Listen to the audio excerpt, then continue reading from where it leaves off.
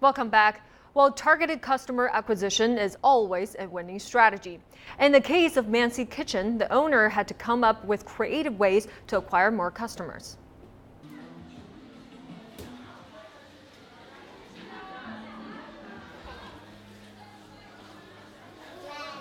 Today, Mrs. Lee is bringing her 8-year-old son to one of Mansi Kitchen's parent and child cooking classes. In these classes, parents get the opportunity to help their children complete their own little masterpieces.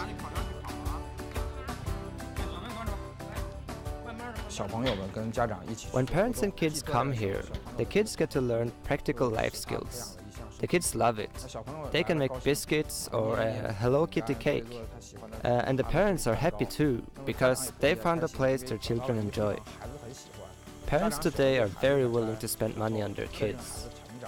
Parents can take pictures and then share them with their kids in later years. So this is a process both parents and kids like. Families have now become an important target group for Mansi Kitchens. But in order to continue expanding, the company stays on the lookout for new services to provide. One such service involves organizing cooking events for large Chinese and foreign companies.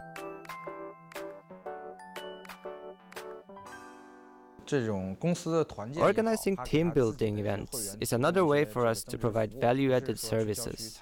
Most companies go to pick fruits, play laser tag or go rafting, but young people today have done all that before. It's not new to them. Coming here to make cakes and learn cooking from the teacher is a great way to get together and interact. So more and more companies, especially foreign ones, like to hold their events here.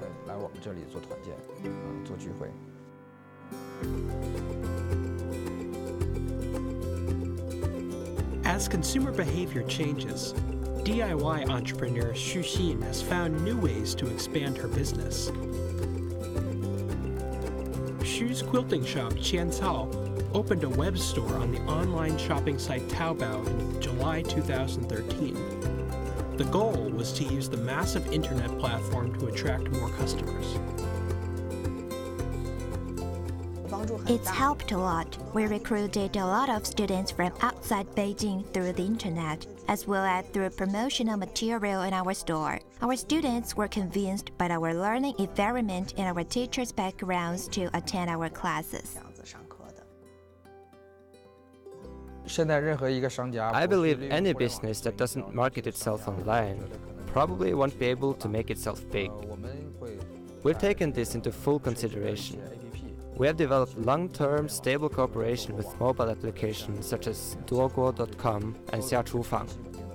These companies will then arrange offline events for their users in our kitchen from time to time.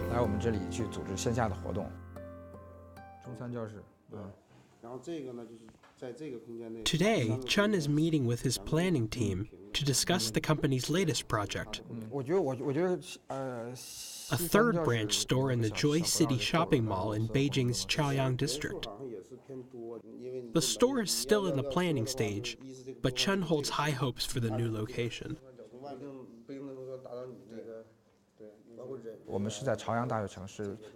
Joy City lies in East Beijing, where a lot of young, fashion-aware people gather. They are our main target crowd. That area also has a lot of residential buildings and a lot of newlyweds, so they might have a strong need for cooking skills. Besides, the atmosphere of Joy City really fits an experiential learning-based company like us. Chen's efforts have borne fruit, and Mansi Kitchens continues to attract an ever larger crowd of cooking enthusiasts. That has reinforced Chen's belief in his business model, and he is now hoping to open even more branches. So Professor Jia, when we think about cooking, it's an adult's task. Children aren't exactly into cooking. or so we think. But Mansi Kitchen actually offered cooking classes for children.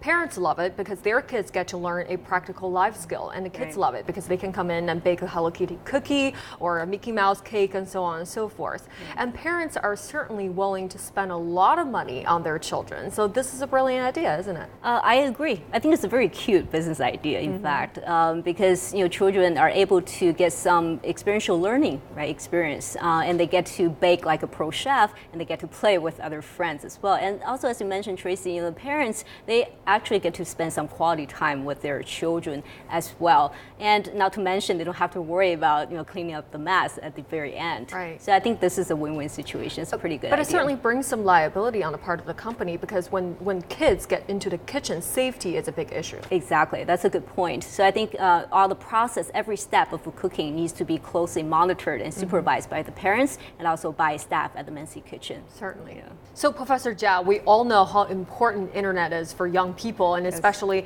in the case of Mansi Kitchen, majority of its customers are actually relatively young. But how can a company use internet to expand its business? Right, that's a great question, Tracy. I think the internet is now opening up many new doors for companies to communicate with their end customers. So for example, Mansi Kitchen can potentially take advantage of all these various online social network platforms to promote its business and also to drive traffic to its offline locations. The first generation of these online social networks are, such as Facebook, are relationship based in the sense that people are connected because they know each other. Whereas now all these online social networks are also reinventing wheels, and they're evolving gradually now into interest-based networks, which means people are connected now by a common interest, and they don't necessarily have to know each other from But they're before. like-minded in a way. Exactly, they share common interests. So what's more is all these online interest groups are also tapping into the offline world. So they organize various events online, but the events will actually be held in offline locations. So what we're looking at, for example, here is a survey of percentage of users on several leading internet social media platforms who also participate in their offline activities. And we're looking at Weibo, WeChat, and Momo, respectively. And as we can see, the percentage of users on these platforms who participate in their offline activities is actually quite high. So this O2O model is actually thriving here. Exactly. So I think this is where Mansi Kitchen can potentially take advantage of this emerging trend and try to target all these online interest groups that are cooking or food related and persuade them to hold offline events at Mansi Kitchen. So I think this will be a highly effective and also low-cost marketing strategy. Surely that's going to tap in a huge customer base for the company. Yes, definitely. So Professor Jia, we talked so much about Mansi Kitchen, but clearly it's not the only company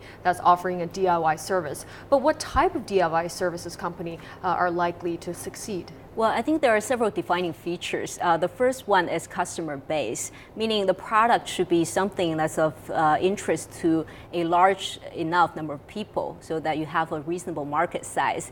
And the second defining feature would be a repeat business, which is basically a frequency of repeat visits. And this actually is related to the nature of the product, whether it's a durable good or it's a non-durable good. So for example, DIY shops that offer customized jewelry probably are going to be more difficult to attract repeat visits because the jewelry is a durable good. You can wear it for a very long time.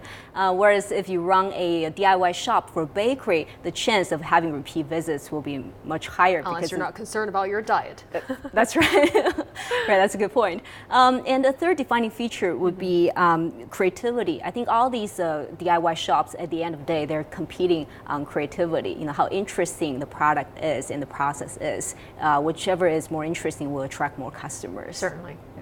Well, folks, DIY businesses are still new to the Chinese market, while increased emphasis on individuality has created some room for the sector to grow. Roadblocks such as intense competition, low margin, and limited customer base will continue to create obstacles for entrepreneurs like owners of Mansi Kitchen.